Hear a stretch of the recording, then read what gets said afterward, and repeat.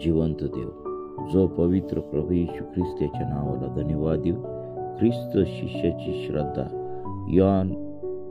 योहानाचे पहिले पत्र याचा 5वा अध्याय. येशू हा ख्रिस्त आहे असा विश्वास जो कोणी धरितो तो देवापासून जन्मलेला आहे, आणि जो कोणी जन्मदात्यावर प्रीती करीतो तो त्याच्यापासून जन्मलेल्यावरही प्रीती करतो व त्याच्या आज्ञा पाळतो. तेव्हा त्यावरून आपल्याला कळून येते की आपण देवाच्या मुलांवर प्रीती करीतो. देवावर प्रीती करणे म्हणजे त्याच्या आज्ञा पाळणे होय, आणि त्याच्या आज्ञा कठीण नाहीत, कारण जे काही देवापासून जन्मलेले आहे ते जगावर जय मिळवते, आणि ज्याने जगावर जय मिळवला तो म्हणजे आपला विश्वास. येशू देवाचा पुत्र आहे असा विश्वास जो धरतो त्याच्या वाचून जगावर जय मिळवणारा कोण आहे? जो पाण्याच्या द्वारे व रक्ताच्या द्वारे आला तो हाच, म्हणजे येशू ख्रिस्त पाण्याने केवळ नव्हे तर पाण्याने व रक्तानेही आला. आत्मा हा साक्ष देणारा आहे, कारण आत्मा सत्य आहे. साक्ष देणारे तिघे आहेत, आत्मा, पाणी व रक्त. या तिघांची साक्ष एकच आहे. आपण माणसांची साक्ष स्वीकारतो, पण तिच्यापेक्षा देवाची साक्ष मोठी आहे. जी साक्ष देवाने आपल्या पत्राविषयी दिली तीच ही साक्ष आहे.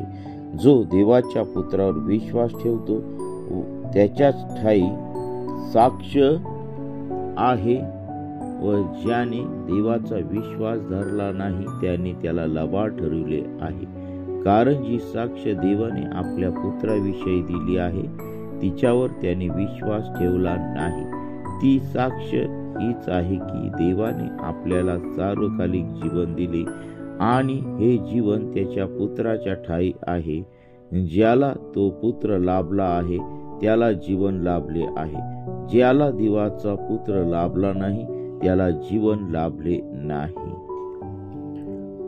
समाप्ती. देवाच्या पुत्राच्या नावावर विश्वास ठेवणाऱ्या तुम्हास सार्वकालिक जीवन लाभले आहे, हे तुम्हास कळावे म्हणून मी हे तुम्हास लिहिले आहे. त्याच्या समोर येण्यास आपल्याला जे धैर्य आहे ते ह्यावरून की आपण त्याच्या इच्छेप्रमाणे काही मागितले तर तो आपले ऐकेल, आणि आपण जे काही मागतो ते तो ऐकतो हे आपल्याला ठाऊक आहे.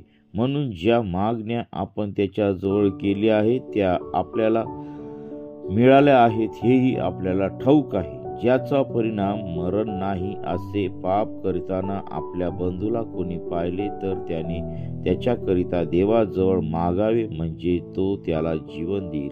अर्थात ज्याचा परिणाम मरण नाही असे पाप करणाऱ्यास ते देईल. ज्याचा परिणाम मरण आहे असेही पाप आहे, आणि ह्याविषयी मागावे असे मी म्हणत नाही. सर्व प्रकारची आणि ती पापच आहे. तरी पण ज्याचा परिणाम मरण आहे असेही पाप आहे. जो कोणी देवापासून जन्मलेला आहे तो पाप करीत नाही हे आपल्याला ठाऊक आहे. जो देवापासून जन्मला तो ख्रिस्त व त्याला सुरक्षित ठेवतो, आणि त्या दुष्टाचा संपर्क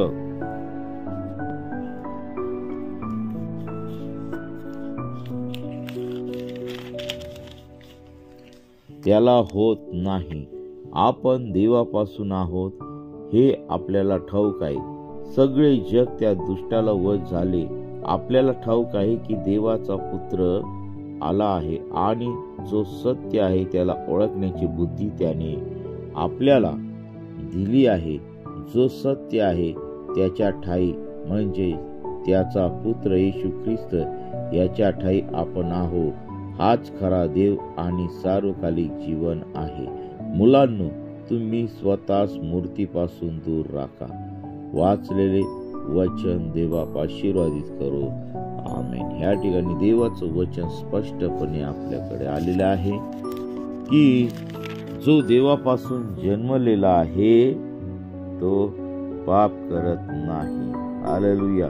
आणि ह्या पूर्ण शास्त्र भागामध्ये तेच सांगितलेलं आहे की देवाची प्रीती, आम्ही देवावरती प्रीती केलं पाहिजे, त्याच्या आज्ञा पाळणं होय. देवावर प्रीती करणे म्हणजे त्याच्या आज्ञा पाळणे होय. त्याच्या आज्ञा कठीण नाही. जर आम्ही देवावर मनापासून प्रीती करतो तर त्याच्या आज्ञा आमच्यासाठी कठीण नाही.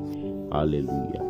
खरोखर देवाचं वचन महान आहे, मौल्यवान आहे आणि आपण आपल्या जीवनामध्ये घेऊ, ते आपण वाचू, आपल्या अंतःकरणामध्ये घेऊ आणि खरोखर देवाच्या वचनाप्रमाणे चालण्याचा आपण प्रयत्न करणार आहोत. या शेवटच्या दिवसामध्ये परमेश्वर तुम्हाला सहाय्य करो आणि खरोखर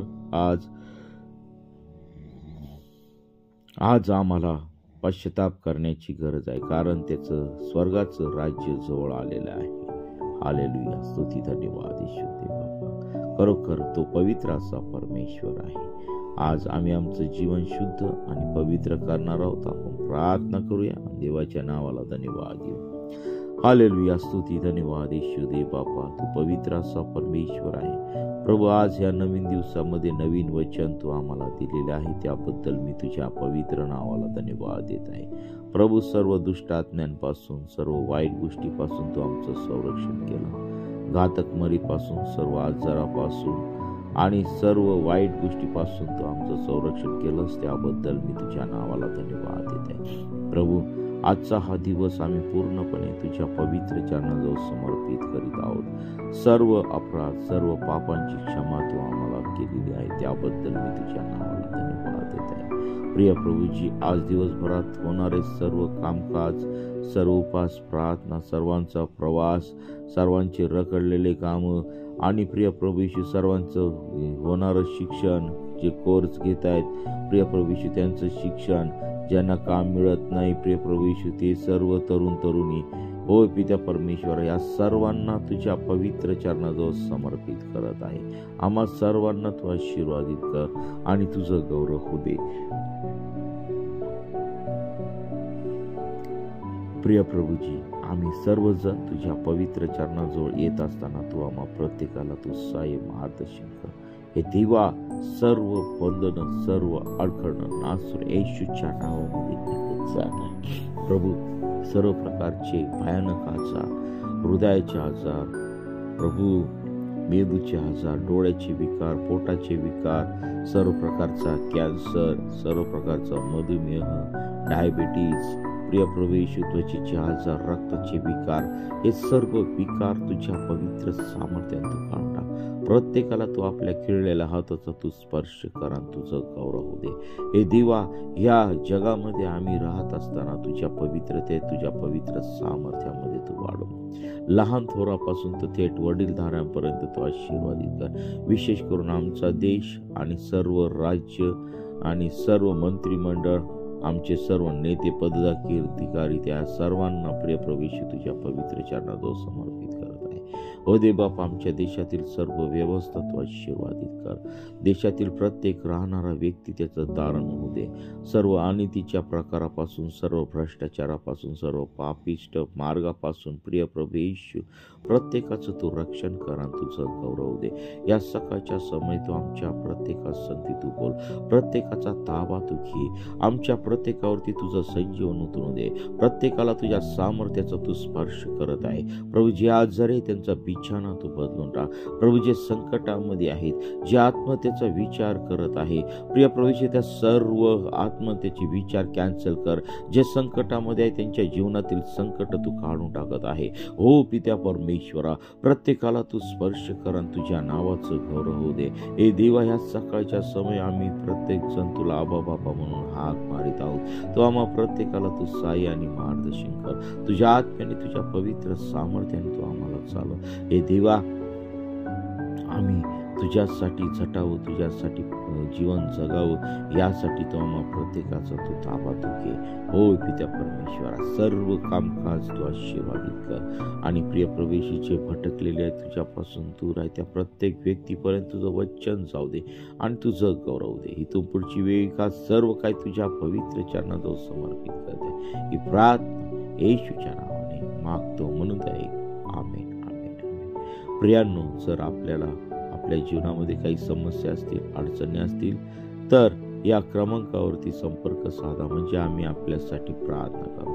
97-30-30-16-68. पुन्हा सांगतो, 97-30-30-16-68. आम्ही आपल्यासाठी सदैव प्रार्थना करीत आहोत. आमेन, आमेन.